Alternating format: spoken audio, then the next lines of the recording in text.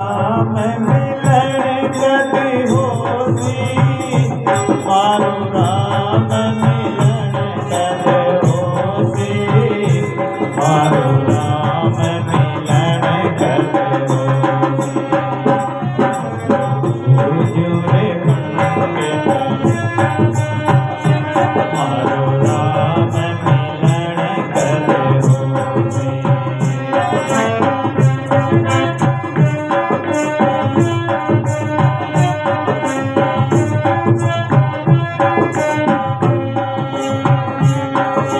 मारी अखियाँ फड़ के पाई,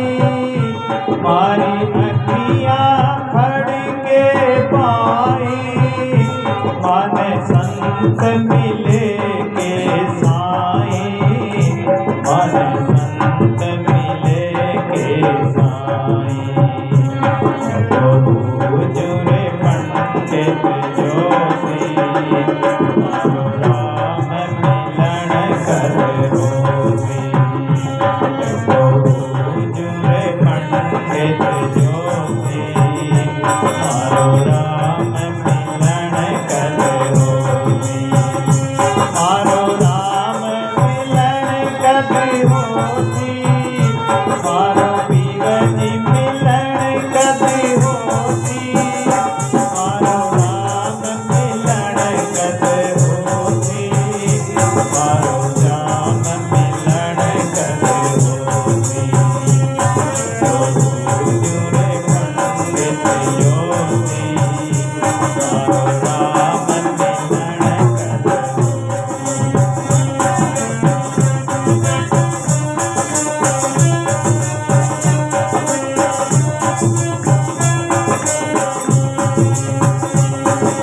मारो पिया परदेसा छायो, मारो पिया परदेसा छायो। कोई बेरण ने मिल मायो, कोई बेरण ने मिल मायो। जुरे पंडित जोशी, मारो राम मिलन कर रोसी। जुरे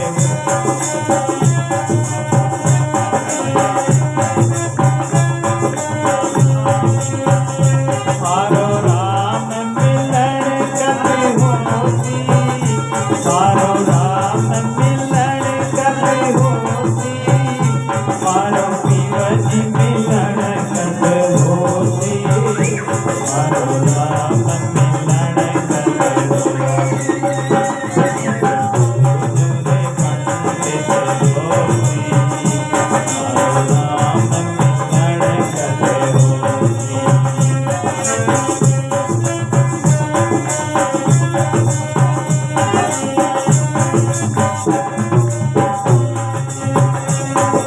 मारी रोई रोई अखियाँ राती, मारी रोई रोई अखियाँ राती।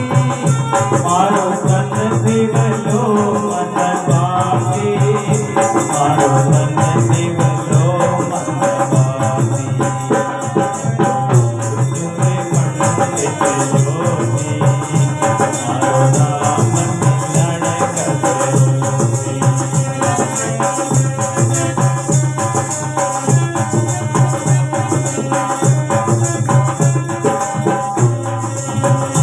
मारो राम मिलन कति होसी, मारो श्याम मिलन कति होसी।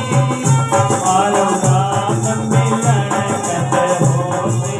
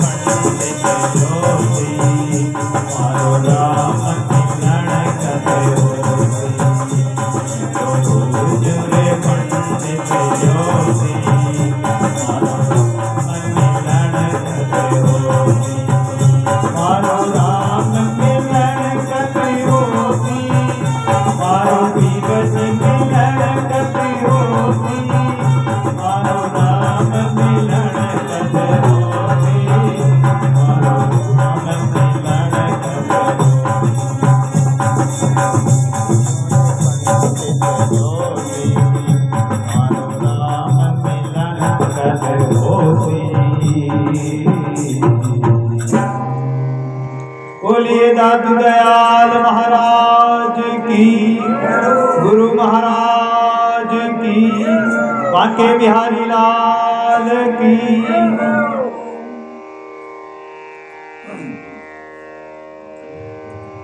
परम मंगलमय परात्पर अखिलेश्वर। थोड़ी सी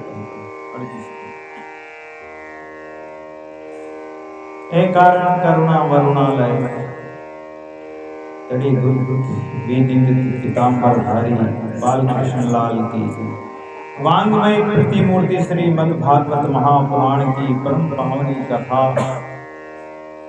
मंगल करने वाली, आनंद प्रदान करने वाली, भक्ति ज्ञान वैराग्य को बढ़ाने वाली श्रीमद् भागवत महापुराण की ये बड़ी अद्भुत और आध्यात्मिक आनंद को बढ़ाने वाली कथा का हम आज पंचम दिवस में प्रवेश कर रहे हैं। कथा हम सभी सुनते हैं, एक बार नहीं, दो बार नहीं, कई बार सुनते हैं। कथा सुनने का फायदा तभी होता है कि कथा को सुनकर कथा का सारांश लिया जाए, कथा के अंशों को, कथा के संवादों को, कथा में आए हुए वचनों को विश्वास करके जीवन में धारण किया जाए और जीवन में जो भी संकट आए, कष्ट आए, किसी भी प्रकार की परिस्थितियां आए, उन परिस्थितियों से कभी घबराए नहीं। भगवान जिसका रक्षक है, आपने देखा कि पांडवों के जीवन में जितना संकट आया, मीराबाई के जीवन में जितना संकट आया, जितने संत महापुरुष हो गए उनके जीवन में संकट के बिना सोना को जब तक कसौटी में नहीं कसा जाए तब तक वो खरा नहीं बनता। और जितने भगत हुए उनको भगवान ने कसौटी में कसा। मैं सोना तुम्हें किया सुनारा, तावे धनी नाम तुम्हारा। भक्तों को इतना कष्ट दिया गया तो किसी ने पूछा कि आपके जीवन में संकट ही संकट, आप इतना भजन करते हो फिर भी संकट? बोले संकट तो आते हैं लेकिन संकट को हम संकट मानते नहीं। सुख भी भगवान का दिया हुआ, सुख भी भगवान का दिया हुआ, अच्छा भी भगवान का, बुरा भी भगवान का, सब भगवान का जो मान लिया भगवान के भरोसे हो गया। तो सुकृत मार्ग चालता बुरा न कबू होई, अमृत खाता प्राणिया मुआ न सुनिया कोई। दादू जी महाराज कहते हैं कि अच्छे मार्ग चलते हुए, अच्छे कर्म करते हुए, सत्कर्म करते हुए कभी बुरा नहीं। और अगर अपने को कोई बुरा लगे कि मेरे साथ बुरा हुआ, तो ये बुरा लगने का कारण अपना स्वार्थ, अपना मोह है। मोह ममता के कारण, स्वार्थ के कारण हम कोई भी हमारे जीवन में कोई मृत्यु हो जाए, हमारे परिवार में कोई सुख दुख आ जाए, कोई हानि लाभ हो जाए, उसमें हम सुखी दुखी हो जाते हैं। लेकिन संत महापुरुष कहते हैं कि नहीं, हर परिस्थिति में भगवान का भरोसा रख के, भगवान के विश्वास पर रहने वाला व्यक्ति कभी सुखी दुखी नहीं होता। वो सदैव शांत, सरल और सहज अवस्था में रहता है, उसकी सहज अवस्था।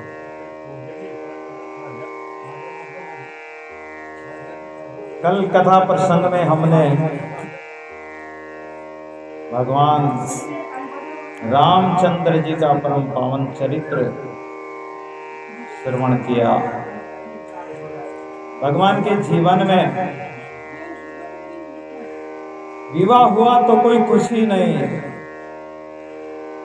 और जब युवराज राज तिलक करने लगे राजा दशरथ, उसमें भी उनकी कोई खुशी नहीं। और जब वनवास होने लगा, वनवास के लिए कहा गया, जबकि उनको तो कहा ही नहीं, केवल राजा दशरथ से ही वर मांगे थे कैकेयी ने। राम जी को तो किसी ने कहा ही नहीं कि तुम वनवास जाओ, लेकिन उन्होंने सुनते ही कि माता का वचन हो चाहे पिता का वचन हो, मात पिता गुरु प्रभु चरणों में प्रणमत बारंबार, हम पर किया बड़ा उपकार, हम पर किया बड़ा उपकार। माता ने जो चलना सिखाया, अंगुली पकड़ कर जीवन पथ पर चलना सिखाया। उन माता पिता के उपकार को हम कैसे भूल सकते?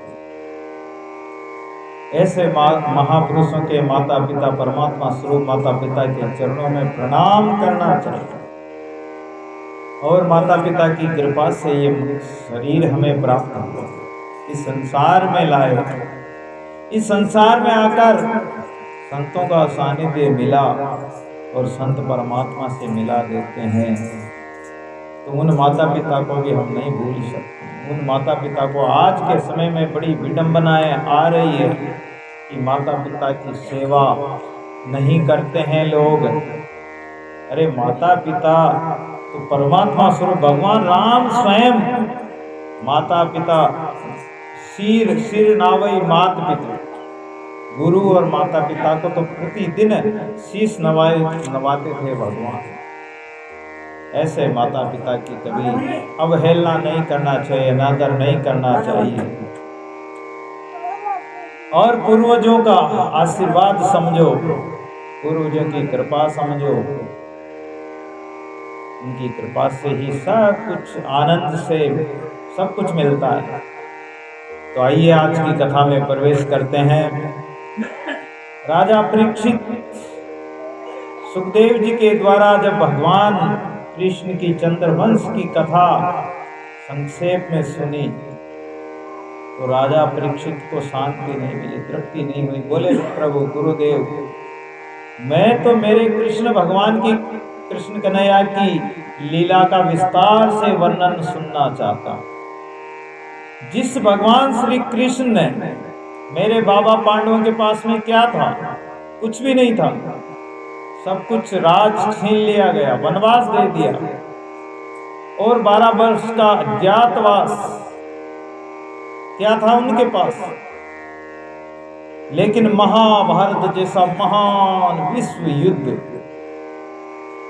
कौरवों की सेना 11 अक्षौणी सेना, एक सेना में 2.5-3 लाख सैनिक होते। 11 अक्षौणी सेना में कितने होंगे? 18 अक्षौणी सेना थी टोटल। 7 अक्षौणी सेना पांडवों की और 11 अक्षौणी सेना कौरवों की।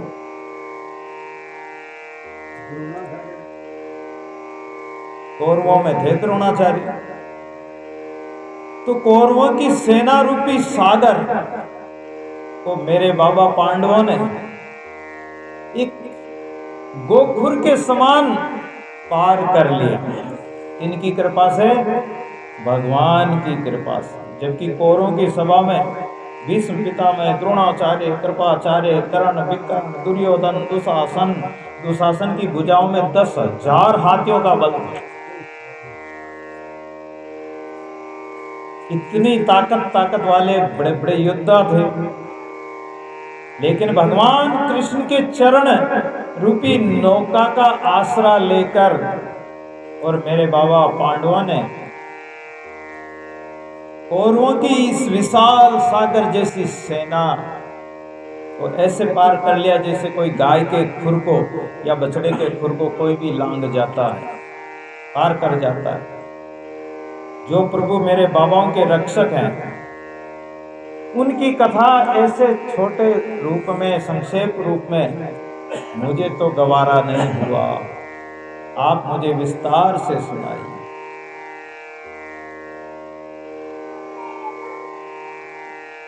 और सुखदेव जी कहते हैं कि परीक्षित,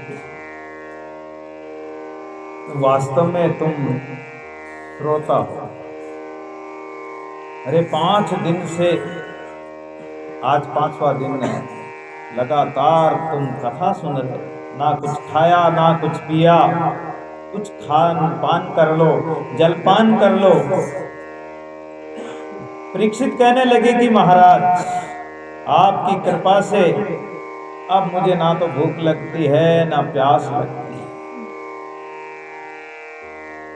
मैं तो ये अमृत रस का पान कर रहा हूं। साधु बरसे राम रस अमृत वाणी आई, दादू दर्शन देखता त्रिविध ताप तन जाए। संत महापुरुष जो अमृत की बरसात करते हैं, ज्ञान की बरसात करते हैं, इस अमृत की बरसात से, इस अमृत के छींटे लगने से ही हमें शीतलता मिलती है, शांति मिलती है, ना भूख प्यास हमें सताती नहीं है।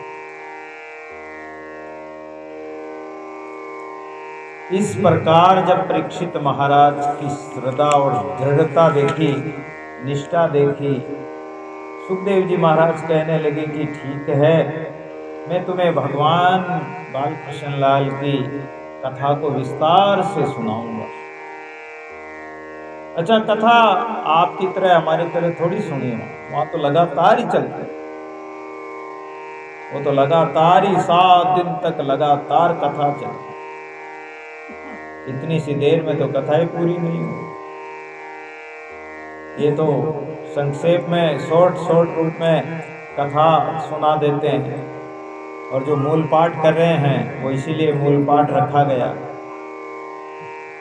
मूल पाठ का कारण भी यही है कि कथा तो संक्षेप में कुछ अंश सुनाए जाते हैं, लेकिन मूल पाठ के द्वारा पूरी भागवत का पठन पाठन हो जाता है। अब सुखदेव जी कहने लगे कि देखो राजन, पृथ्वी पर जब जब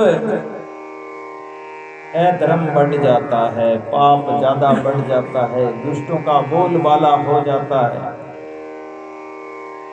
जब जब होई धर्म की हानि, बाढ़ई असुर अधम अभिमानी। जब जब धर्म की हानि होती है, असुर अधर्मी अभिमानी अहंकारी लोग बढ़ जाते हैं, अत्याचारी लोग बढ़ जाते हैं, तब तब धरी प्रभु विविध शरीरा, भगवान अवतार धारण करते हैं।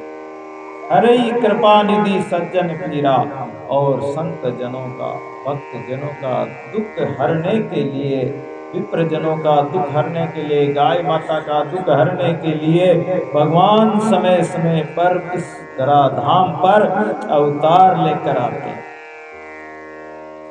और ज्यादा पाप कर्म बढ़ता है तो पृथ्वी घबरा जाती है, माता पृथ्वी दुखी हो जाती है, देवताओं के पास जाकर बोली कि इस प्रकार यदि पाप कर्म इस पृथ्वी पर बढ़ता रहा तो मैं रसातल को चली जाऊंगी, ये पाप मुझसे बर्दाश्त नहीं होता है। पृथ्वी माता कहती है मेरे पर बड़े बड़े पहाड़ है, बड़े बड़े वृक्ष आदि है, और महान समुद्र है, जल भरा हुआ है, इन सब का वजन मैं सहन कर सकती हूँ, लेकिन इस पर जो पापी लोग हैं, पापियों का पाप मैं उसका भार सहन नहीं कर सकती।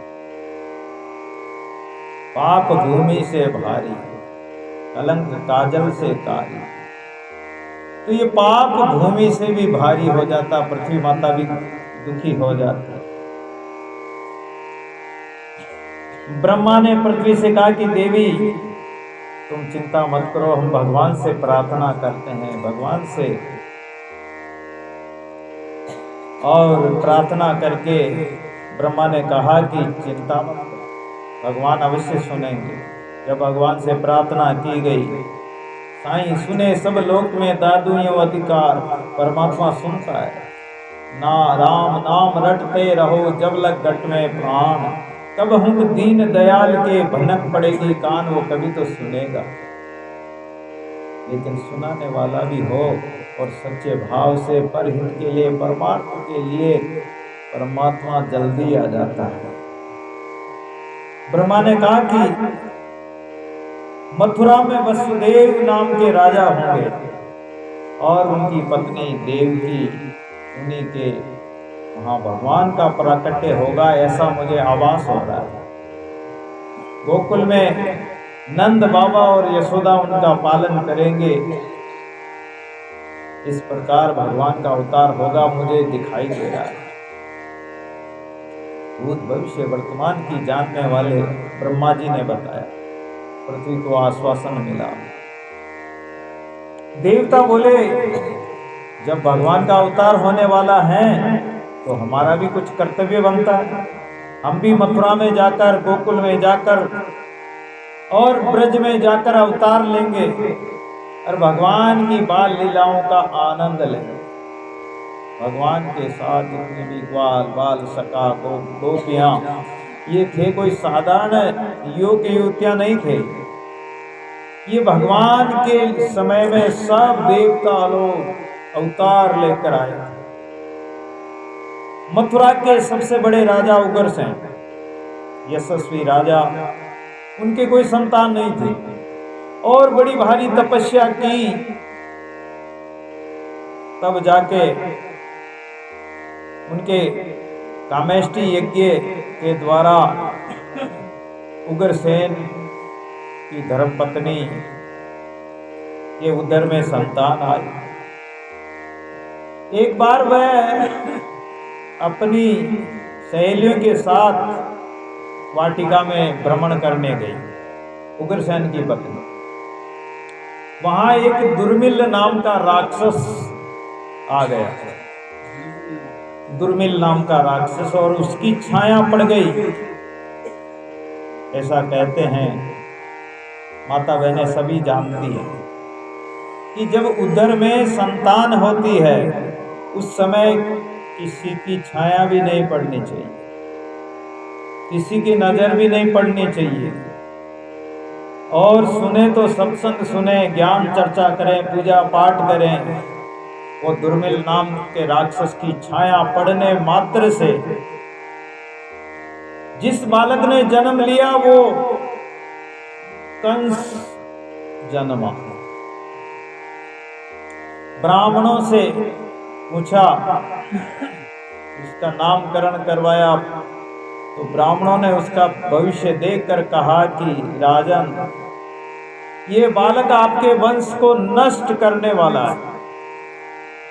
राजा उग्रसेन ने कहा कि नष्ट करने वाला है तो क्या करूं? बोले इनको फेंक दो, यमुना जी में बहा दो, त्याग दो, ये तुम्हारे वंश को नष्ट कर दे। अब उन्होंने तो लता पता में लपेट कर यमुना नदी में बहा दिया।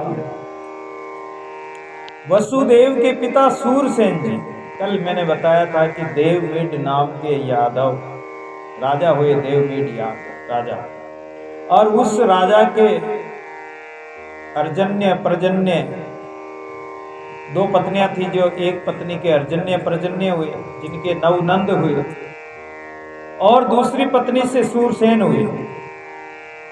तो ये सूरसेन यमुना नदी में प्रातःकाल स्नान कर रहे थे और स्नान करते समय में वो लता पत्ता में लपेटा हुआ बालक मिल गया है। इन्होंने सोचा कि अरे कोई इस बालक को बहा दिया, और हमारे एक बालक तो पहले ही है, इस बालक को भी ले चलो, इसका भी लालन पालन करेंगे। अपनी पत्नी को लाकर, ये हमारे एक बेटा तो पहले है, एक बेटा और दे दिया भगवान ने, इसका भी पालन पोषण करो। कंस का और वसुदेव, उसका कंस का और सूरसेन के घर वसुदेव का, दोनों का एक ही साथ लालन पालन हुआ। उग्रसेन जी के बाद में 4 पुत्र और हुए। इधर कंस को पता लग गया, कंस जब बड़ा हुआ, सूरसेन के घर बड़ा हुआ, उसको तो पता ही नहीं कि मेरे पिता उग्रसेन है, मैं राजा का पुत्र हूँ। लेकिन नारद जी जो है, आप उस दिन कह के आए कि नारद से राह नहीं जाता, नारद इधर की बात उधर, उधर की बात इधर, ये तो उसका काम ही था। तो कंस को बता दिया कि अरे कंस, तू उग्रसेन राजा का लड़का है, कंस ने कहा कि मैं उग्रसेन राजा का लड़का। उसने सारी घटना बताई। कंस को बड़ी गिलानी हुई और मन ही मन पश्चाताप करते हुए बोले कि मैं तो हिमालय में जाऊंगा और कैलाश पर्वत में जाकर तपस्या करने लगा। साधना तो इसने भी खूब की। राक्षस लोग साधना कम नहीं करते थे, लेकिन साधना करके जो शक्ति प्राप्त होती उसका फिर दुरुपयोग करते थे। ये राक्षसपना। अब कंस ने जब तपस्या करी तो शिव जी से वरदान पा लिया, एक धनुष प्राप्त हो गया, दिव्य धनुष। और भगवान शिव ने कहा कि ये धनुष ले जाओ। इस धनुष को कोई तोड़ नहीं सकता, और अगर कोई तोड़ देगा तो वो तुम्हें छोड़ नहीं सकता। लेकिन उस समय इस बात को कौन सुने, उसको तो धनुष शक्ति मिल गई। कंस ले आया। अगासुर, बकासुर, व्योमासुर, अरिष्टासुर, केसी, धेनुकासुर, बड़े बड़े राक्षस को इकट्ठा करके अपनी सेना तैयार कर और मथुरा पर चढ़ाई कर। देखो राक्षसों का यही तो काम। शक्ति मिलते ही उसका दुरुपयोग चालू। सदुपयोग करे तो ठीक है उस शक्ति का, लेकिन दुरुपयोग चालू कर दिया। उग्रसेन को जाकर कहा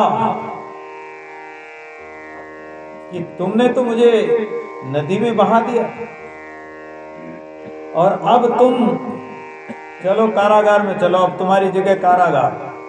उनको गद्दी से उतार कर उनको कारागार में बंद कर।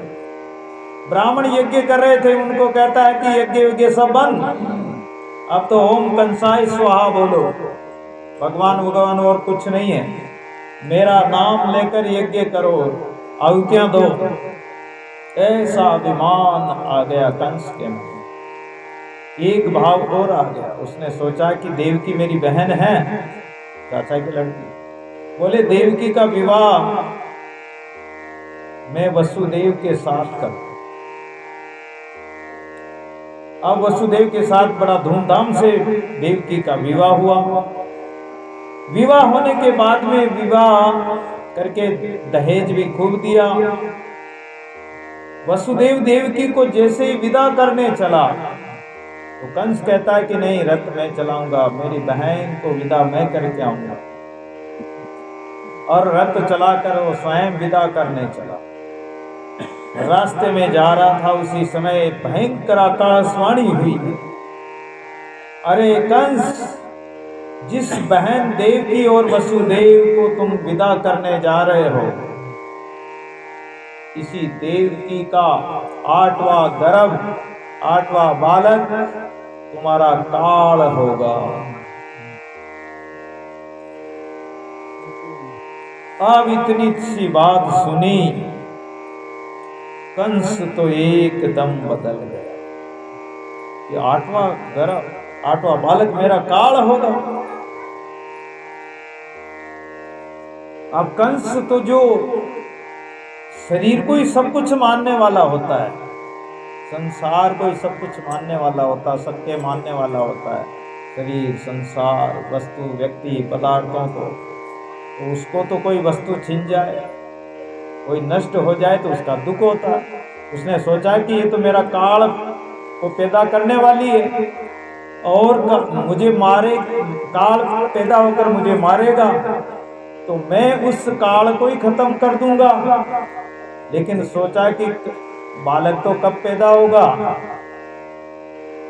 और पैदा होके पता नहीं कैसे कितना बड़ा हो जाए, कैसे मुझे मार दे।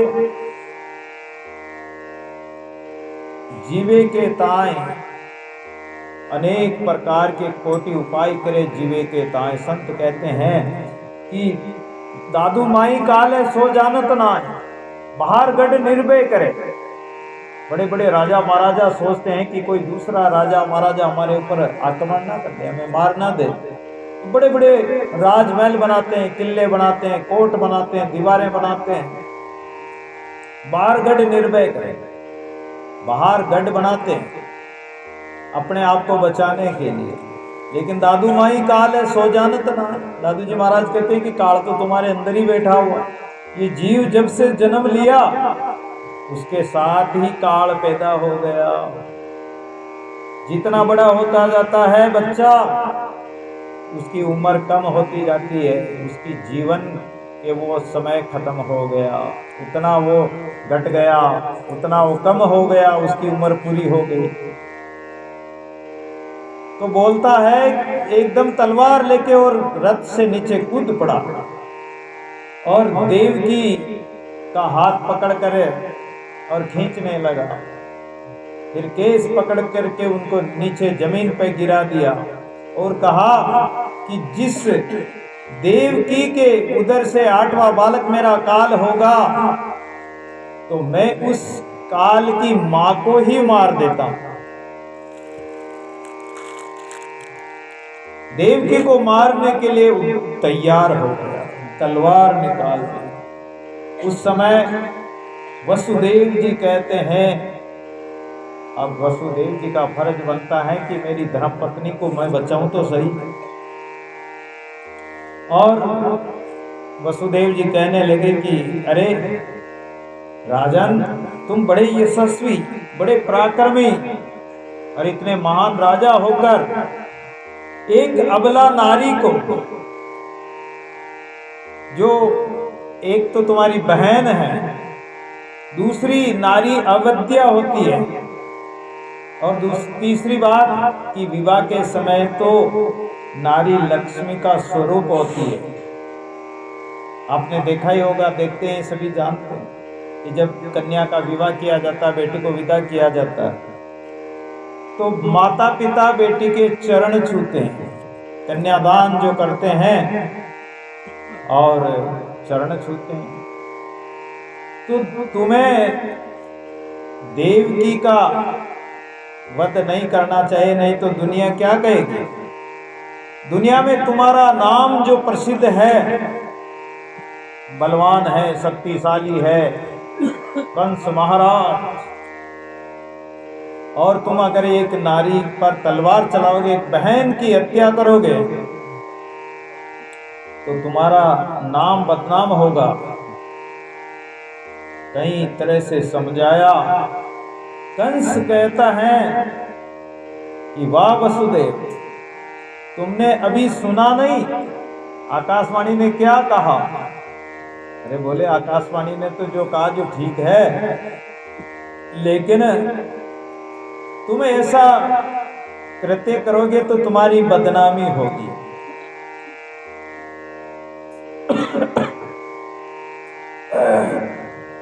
तो उन्होंने कहा कि नहीं, ये इसका जो बालक मेरा काल होगा और काल को मैं छोड़ नहीं सकता। अगर जो काल मुझे बाद में मारेगा उसको मैं अभी खत्म कर देता हूं, देवकी को ही खत्म कर देता हूं, ताकि काल कहां से प्रकट होगा। वसुदेव कहने लगे कि देखो देखो, बात बहुत सीधी समझ वाली है कि तुम्हें देवकी से तो कोई डर नहीं है, कोई भय नहीं है। देवकी का जो 8वां बालक होगा वही तो तुम्हारा काल होगा। तो जितने भी बालक जन्म लेंगे उन सब बालकों को मैं तुम्हें सौंप दूंगा और तुम मार देना। छोटे बालक को तो मारने में तुम्हें कोई कष्ट ही नहीं होगा और तुम्हारा काल सहज में ही खत्म हो जाएगा। अब कंस कहता है कि बात तो ठीक है, लेकिन एक मेरी शर्त है। बोले शर्त क्या है। शर्त यह है कि तुम्हें कारागार में बंद रहना पड़ेगा, हथकड़ियां बेड़ियां पहननी होगी। बोले मंजूर है। वसुदेव बोले कि मुझे मंजूर है। जब मृत्यु सामने हो, एन केन प्रकारेण किसी प्रकार बचाना तो था ही। दुष्ट से बचाना जरूरी था। आपको कारागार में रहना होगा। बस 15 मिनट बाद करो, तैयार करो। कृष्ण भगवान तो बनाओ, अब अवतार होने वाला है, जल्दी से तैयार करो।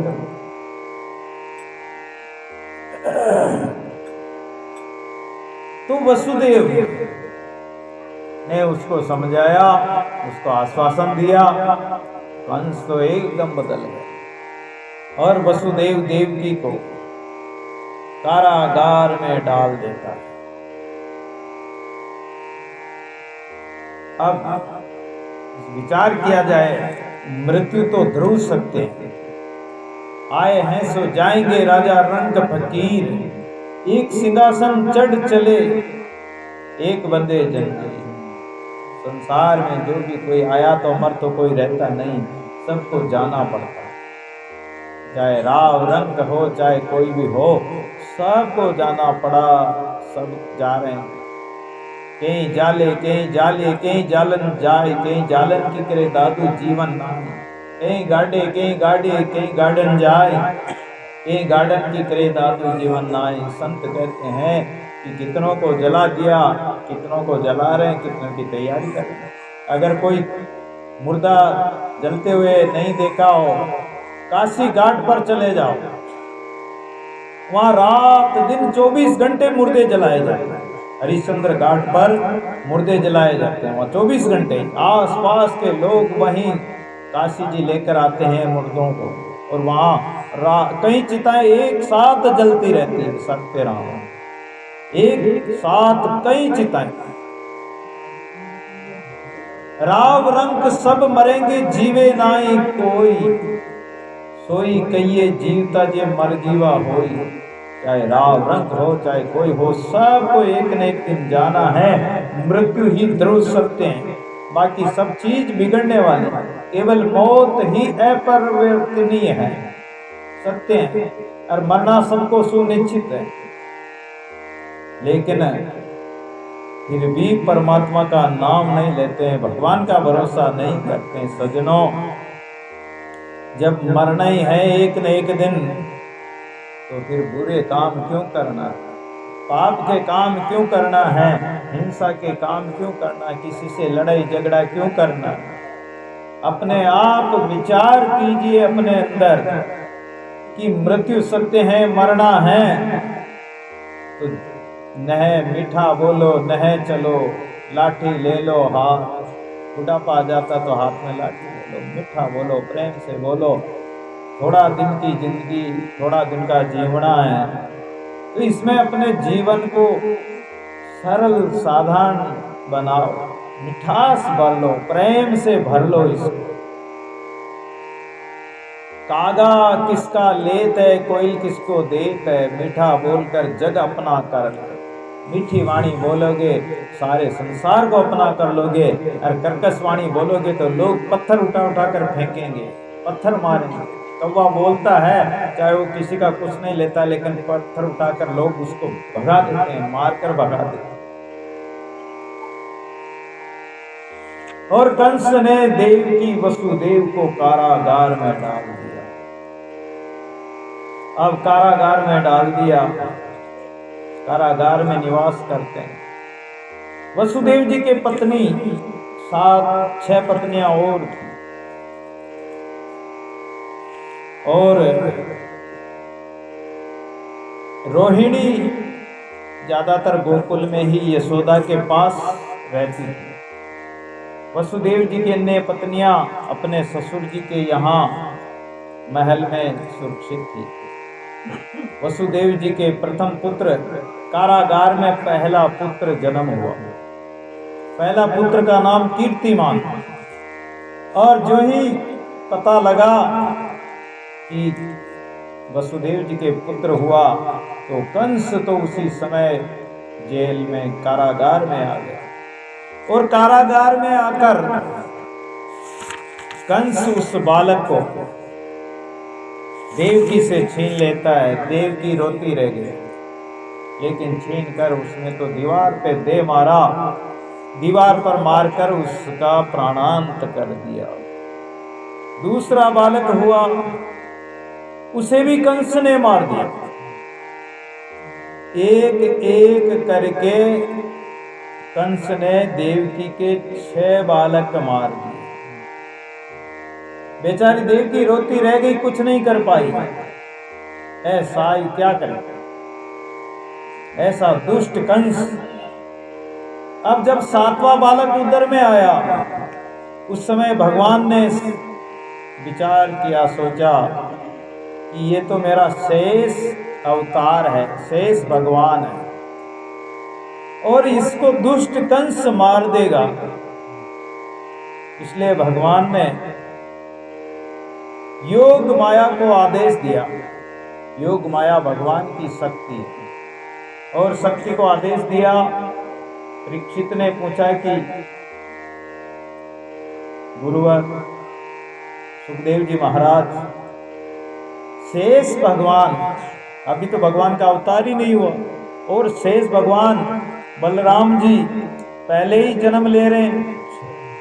राम अवतार में शेष अवतार लक्ष्मण जी थे छोटे भाई के रूप में, लेकिन यहां तो बड़े बनकर आ रहे हैं। ये क्या कारण है? भगवान राम जब 14 वर्ष के वनवास में गए, तो उस समय लक्ष्मण जी सायंकाल रात्रि के समय भगवान के चरण सेवा करते थे। चरण सेवा करते जब भगवान कहते हैं कि लक्ष्मण भैया अब जाओ आराम कर लो, लेकिन लक्ष्मण सोचते हैं कि मैं तो सेवा और करूं, ऐसी भावना थी उनकी। लेकिन भगवान राम बड़े भैया थे, तो भगवान राम कहते कि नहीं लक्ष्मण अब जाओ। तो मन मसोस कर, सेवा की भावना रहते हुए भी और मन मसोस कर आराम करने के लिए जाना पड़ता था। तो बड़े भैया होने के कारण डांट नहीं सकते थे, कह नहीं सकते थे, बोल नहीं सकते थे बड़े भैया के सामने। तो इस बार शेष भगवान ने सोचा कि अब के मैं बड़ा भाई बन के जाऊंगा, और बड़ा भाई बन के जाऊंगा तो मैं फिर कन्हैया को, भगवान को मैं मेरी इच्छा अनुसार जो भी कुछ कहूंगा करना पड़ेगा। तो शेष अवतार शेष भगवान पहले ही आ गए। अब पहले आ गए तो कंस का मामा का भय जन्म लेने से पहले ही भगवान ने सोचा कि ये तो कंस मार देगा। तो भगवान ने योग माया को आदेश दिया कि जाओ और तुम माता देवकी के पेट से, उधर से इसको स्थानांतरण कर दो, ट्रांसफर कर दो। और योग माया ने उस बालक को वहां से ट्रांसफर करके, और जो वसुदेव की दूसरी पत्नी रोहिणी थी उसके उदर में स्थापित कर दिया। देखो भगवान की बड़ी अद्भुत लीलाएं हैं। और गोकुल में पहुंचा दिया रोहिणी के। इधर कंस ने पूछा कि 7वें बालक का क्या हुआ?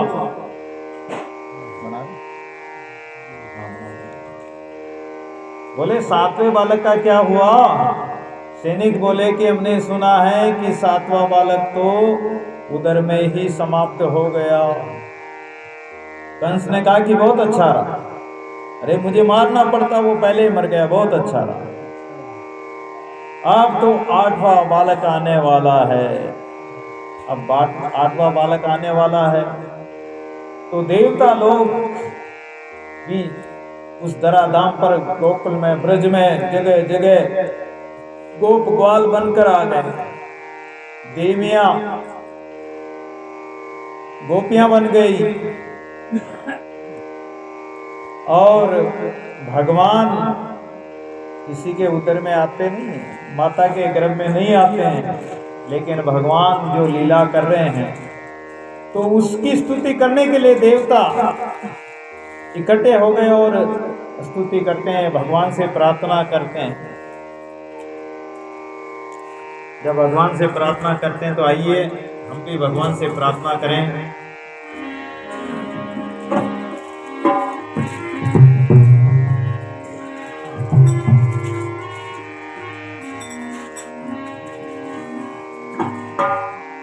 स्वागतम कृष्ण शरणागतं कृष्ण स्वागतं कृष्ण शरणागतं कृष्ण स्वागतं कृष्ण शरणागतं कृष्ण स्वागतं कृष्ण शरणागतं कृष्ण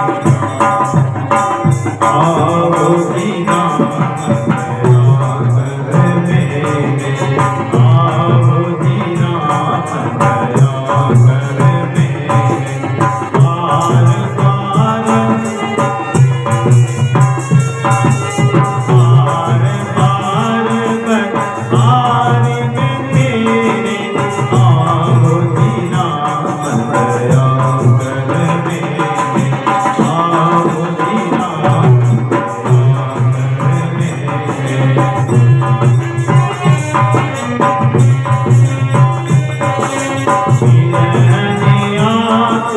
पंथ निहारे पंथ निहारे स्वामी राम कहती बपुतारे राम कहती बपुतारे राम राम कहती बपुतारे आओ दीनानाथ दया कर मेरे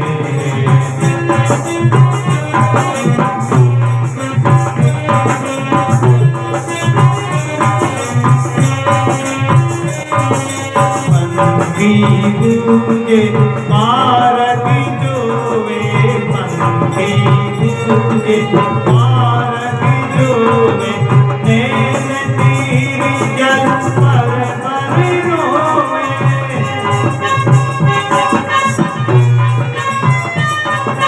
नैन तीर जल पर रोवे आओ दीनानाथ दया कर मेरे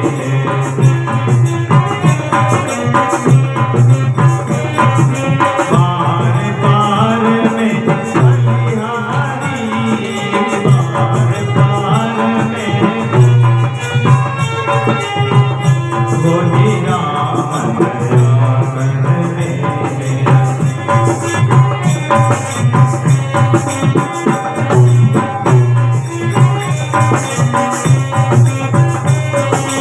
नित दिन चल बस कैसे उदासा नित दिन चल बस कैसे उदासा आत्म राम तुम्हारे पासा आत्म राम तुम्हारे पासा आओ दीनानाथ दया कर मेरे आओ दीनानाथ दया कर मेरे पार पार बस पार में तेरे पार पार बस पार में तेरे आओ दीनानाथ दया कर मेरे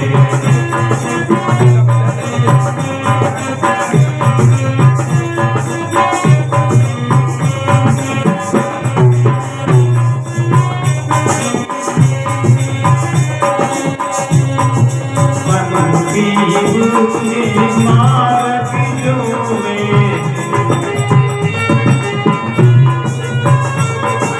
वक्त बिसरे तन की सुधिनाई वक्त बिसरे तन की सुधिनाई साधु बिरहनि मरदक मान साधु बिरहनि मरदक मान आओ दीनानाथ दया कर मेरे आओ दीनानाथ दया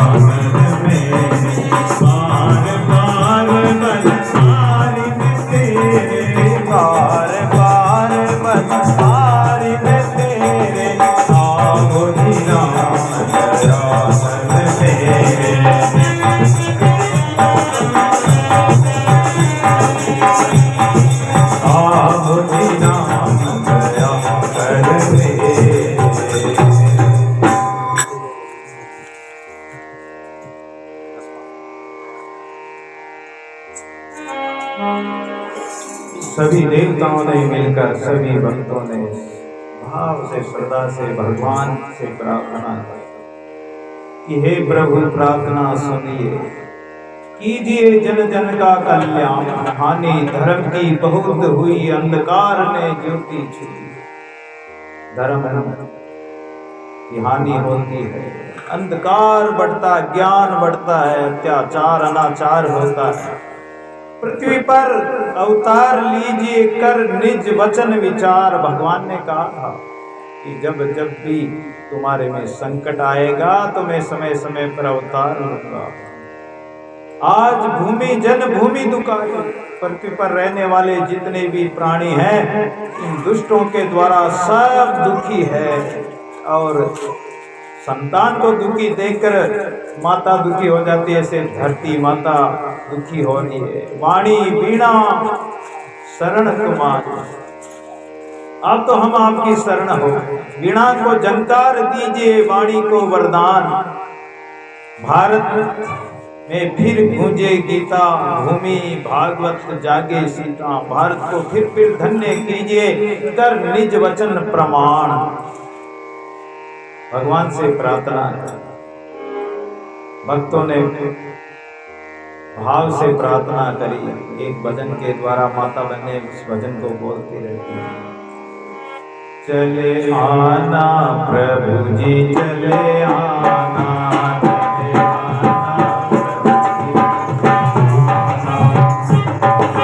कभी राम चले आना, कभी श्याम बन के चले आना। चले आना प्रभु जी चले आना,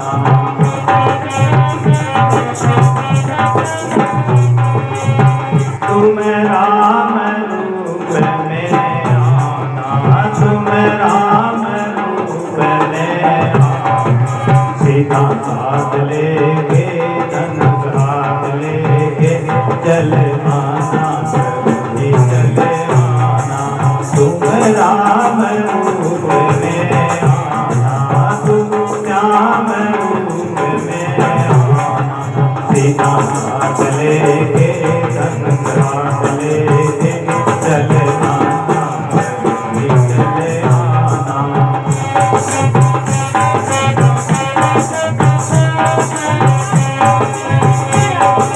तुम श्याम रूप में आना, तुम श्याम रूप में आना।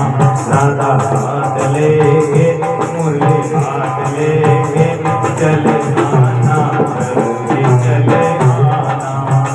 चले आना प्रभु जी चले आना। तुम शिव रूप में आना, तुम शिव रूप में आना। गोरा हाथ लेके डमरू हाथ लेके चले आना प्रभु जी चले आना। चले आना प्रभु जी चले आना। कभी राम बन के कभी श्याम बन के, कभी राम बन के कभी श्याम बन के चले आना प्रभु जी चले आना। चले आना प्रभु जी चले आना। तुम विष्णु रूप में आना, तुम विष्णु रूप में आना। लक्ष्मी हाथ लेके चक्र हाथ लेके चले आना प्रभु जी चले आना। लक्ष्मी हाथ लेके चक्र हाथ लेके चले आना प्रभु जी चले आना। कभी राम रूप में आना, कभी रूप में आना। हाथ लेके हाथ लेके चले आना प्रभु जी चले आना। सीधा हाथ लेके हाथ लेके चले आना प्रभु जी चले आना। कभी राम रूप में आना, कभी राम रूप में आना। सीधा हाथ लेके हाथ लेके चले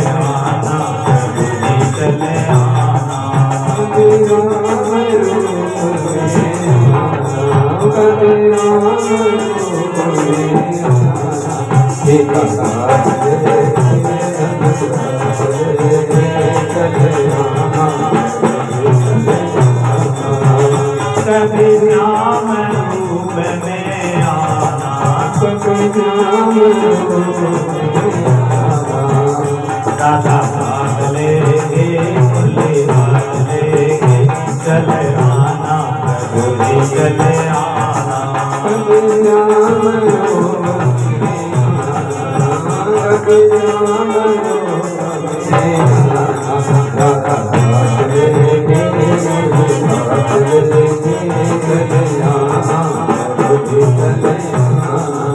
बोले श्याम सुंदर भगवान की। अभी आता ही होगा मेरा श्याम सलोना, हम राह उसी की तका करते हैं। कविता सविता नहीं जानते हैं, मन में जो आया सो बता करते हैं। उनका स्वरूप रस पिया करते हैं, उनकी छवि को पीछा करते हैं।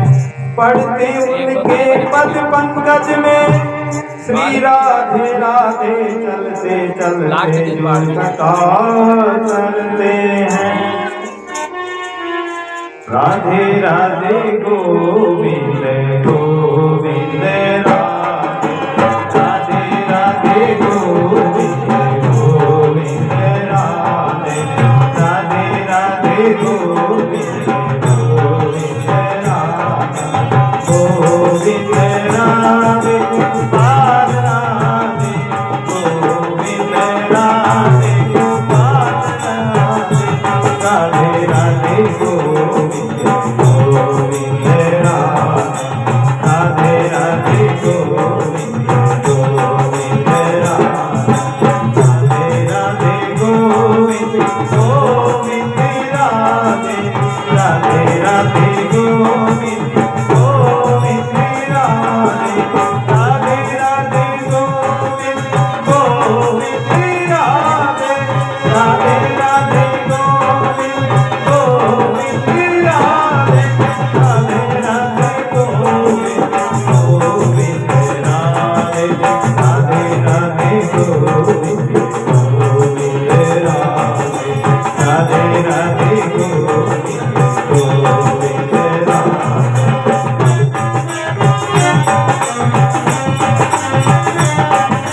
राधे राधे गोविंद गोविंद राधे।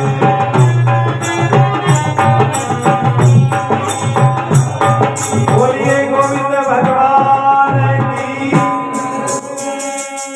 भज गोविंदम बाल मुकुंदम, गोविंदम बाल मुकुंदम, परमानंदम हरे हरे, परमानंदम हरे हरे।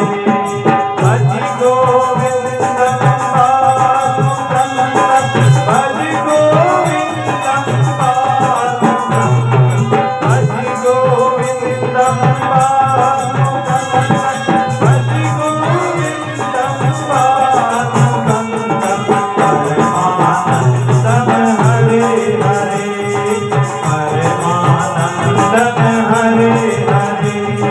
भज गोविंदम बाल मुकुंदम, भज गोविंदम परमानंदम हरे हरे, परमानंदम हरे हरे। भज गोविंदम बाल मुकुंदम, भज गोविंदम बाल मुकुंदम, परमानंदम हरे हरे, परमानंदम हरे हरे। भज गोविंदम बाल मुकुंदम, परमानंदम हरे हरे।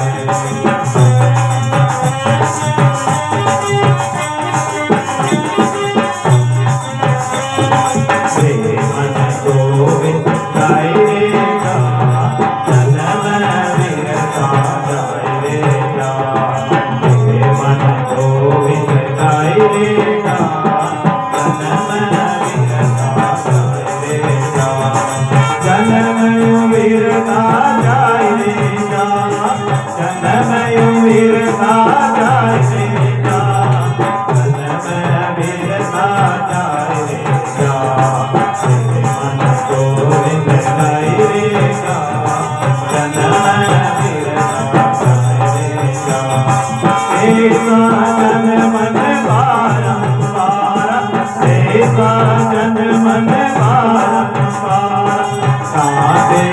जगले राम प्यारा, सारे जगले राम प्यारा, तेरे मन गोविंद गाय रे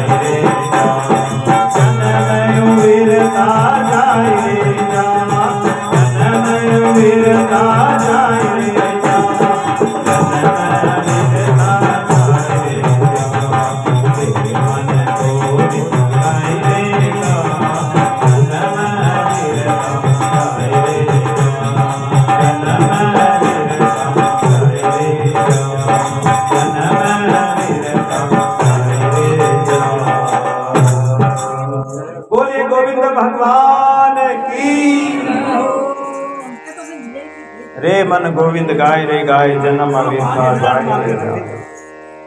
भगवान की बड़ी स्तुति की देवताओं, सभी मिलकर भगवान की मंगलमय स्तुति करते हैं। भादव का महीना निकट आया। एक दिन नारद जी कंस के पास पहुंच गए और कंस को बड़ा भय, बड़ी चिंता, मृत्यु का भय लगा हुआ कि मैंने जिन बालकों को मारा, अब 8वां बालक आने वाला है और वो कैसा होगा। नारद जी गए तो नारद जी को देखते ही कंस कहता है कि वाह नारद जी, आप बहुत समय पर पधारे, अच्छे समय पर पधारे। आप ये बताइए कि वो मेरा 8वां काल जन्म लेने वाला है तो वो कैसा होगा, उसका रंग रूप कैसा होगा,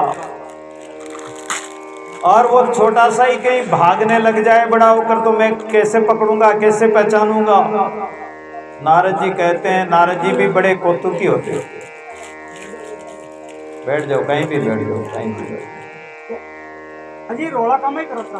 बैठ जाओ, बैठ जाओ, शांति से बैठ जाओ। थोड़ी देर की बात है, कन्हैया आने वाले हैं, फिर चाहे मर्जी चाहे जितना रोड़ा करना। तो कंस बड़ा भयभीत था और नारद जी चले गए तो उसे बड़ी खुशी हुई कि संत आए और नारद जी तो सब जानते हैं। नारद जी से पूछा कि बताओ वो कैसा होगा। नारद जी बड़े कौतुकी। नारद जी ने कहा कि वो काला काला होगा, मुरली वाला होगा, देखने में तो छोटा पर पेट में दाढ़ी वाला होगा, काला काला होगा। नाम भी उसका काला, शरीर भी काला, केस भी उसके काले, सावधान रहना। अब तो कंस को रात्रि में नींद में भी काला काला दिखाई देने लगा। सपना भी आए तो काले काले का सपना आए। अब क्या करें, क्योंकि काला जो है वो जग से निराला है। वो काला एक बांसुरी वाला, ऐसा मुरली मनोहर सैनिक रात्रि में उसको हाँ पंडित जी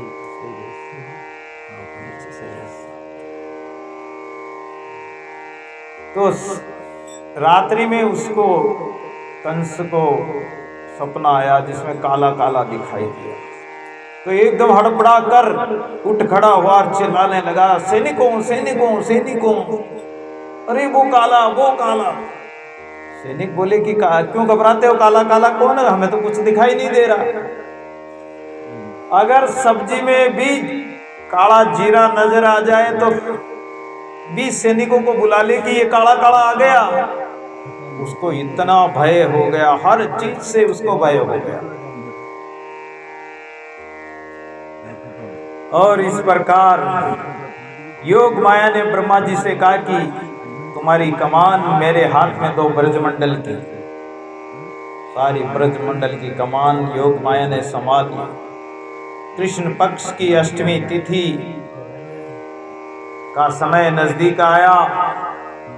माता यशोदा सौभाग्यवती है, भगवान जिसके प्रकट होने जा रहे हैं।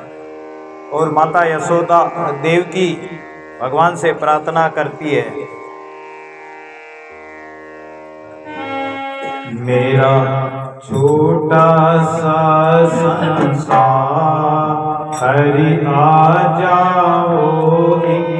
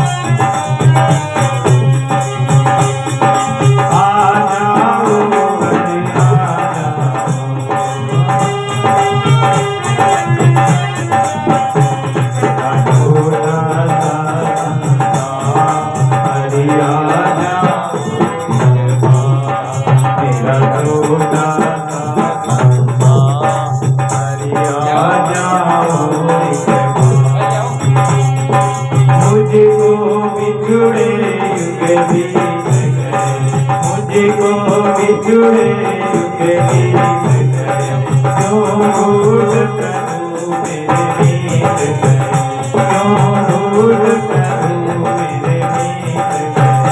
मैं हार गया तुम जीत गए, मैं हार गया तुम जीत गए, मैं हार गया तुम जीत गए।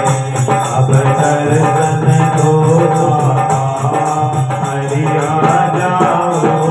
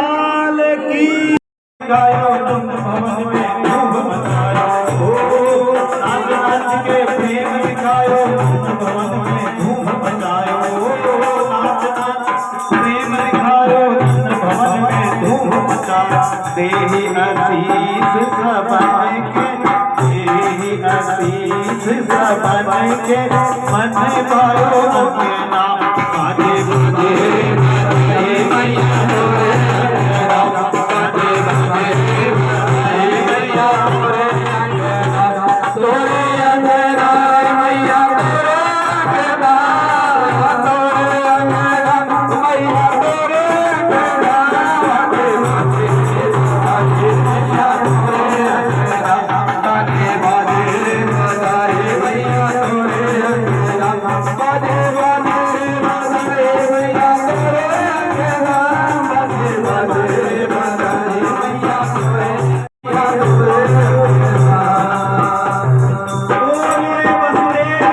भगवान की जय हो, लाल कृष्ण लाल की जय हो, नंद के लाला की जय हो, कृष्ण कन्हैया की जय हो। बर्फी सी ब्रजनारी बनी गुंजिया से गोप और गुंजा से ग्वाला, पेड़ा से प्यारे बने बलदेव जो, रस खीर सी रोहिणी रूप रसा।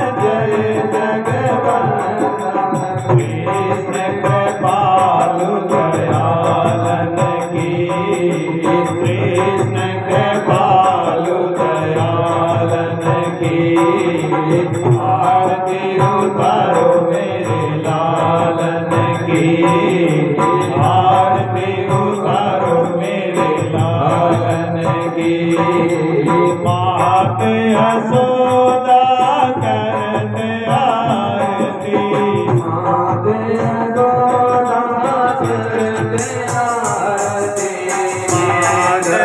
लाल गोपालन की, लाल गोपालन की, आरती उतारो मेरे लालन की, ब्रज जन बिल सब मंगल गावत, ब्रज जन बिल सब मंगल गावत, सब मिल नंद लालन की, सब मिल नंद के लालन की, आरती उतारो मेरे लालन की, आरती उतारो मेरे लालन की, मात यशोदा करत आरती, मात यशोदा करत आरती, गिरधर लाल गोपालन की,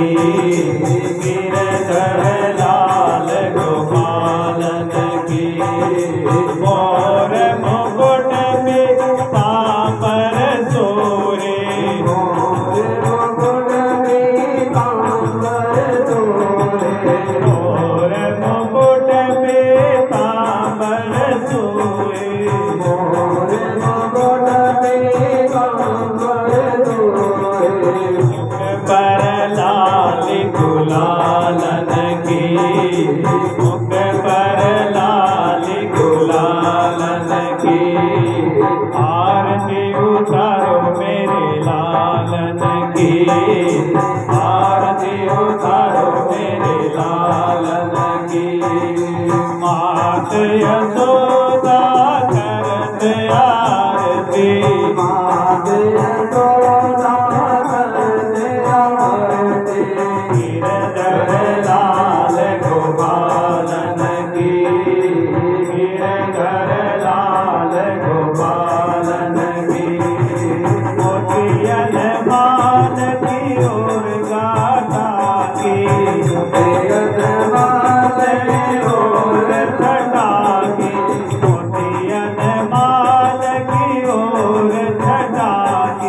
ऊपर तुलसी मालन की, ऊपर तुलसी मालन की, आरती उतारो मेरे लालन की, आरती उतारो मेरे लालन की। मात यशोदा करते आरती, मात यशोदा करते आरती, गिरधर लाल गोपालन की, गिरधर लाल गोपालन की। कृष्णदास बलिहार नबी की, कृष्णदास बलिहार नबी की, कृष्णदास बलिहार नबी की, कृष्णदास बलिहार नबी की।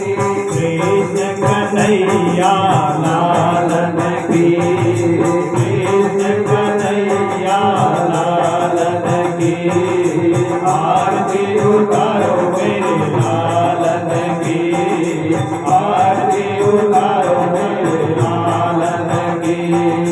मात यशोदा करते आरती, मात यशोदा करते आरती, गिरधर लाल गोपालन की, गिरधर लाल गोपालन की, गिरधर लाल गोपालन की, गिरधर लाल गोपालन की।